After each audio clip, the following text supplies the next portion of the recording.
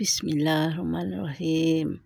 Ni apa nak buat nasi goreng ya. Ada sos tiram, ada kicap sotong, ada bawang putih, bawang besar, cili potong, ada sambal belacan dengan cili kisar ya.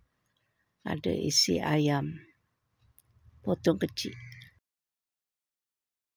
Kacau nasi, sejukkan dulu.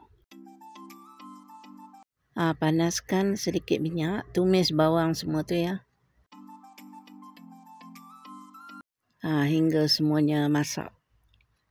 Masuk pula isi ayam yang dipotong kecil ya. Dimasak hingga masak. Masukkan sambal belacan dengan cili kisar ya. Masukkan sos tiram tu 1 sudu atau 2 sudu. Lepas tu kicap sotong ya, masuk sedikit dulu, nanti boleh dirasa nasi tu.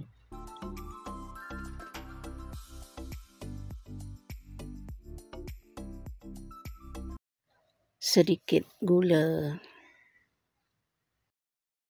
Masukkan nasi yang dah disejukkan tadi ya. Digaul rata semuanya ya. Dah tergaul rata, boleh dirasa ya apa yang kurang. Letak lagi kicap sotong tu ya.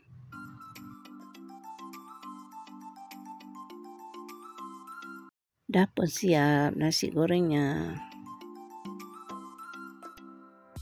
Ni apa nak goreng sayur bendi dengan terung ya.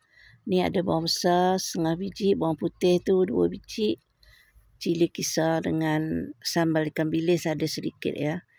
Digoreng terung tu hingga masak. Tumis bawang tadi tu dengan bawang putih, masukkan cili tu. Cili kisar dengan ada sambal bilis sedikit ya. Masukkan kicap. Kicap sotong.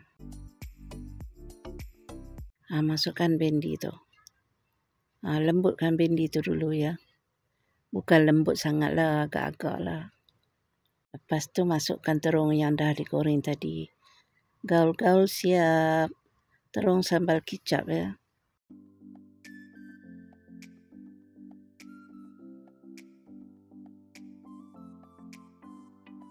Assalamualaikum warahmatullahi wabarakatuh. Jumpa lagi ya. Hari ni apa dah siap masak ya. Tu tinggal ayam goreng untuk kecil. Okey, hari ni simple saja nasi goreng ya dengan sayur tumis. Okey, apa khabar sahabat semua? Harap sahabat semua sehat selalu, dimurahkan rezeki. Amin amin ya rabbal alamin.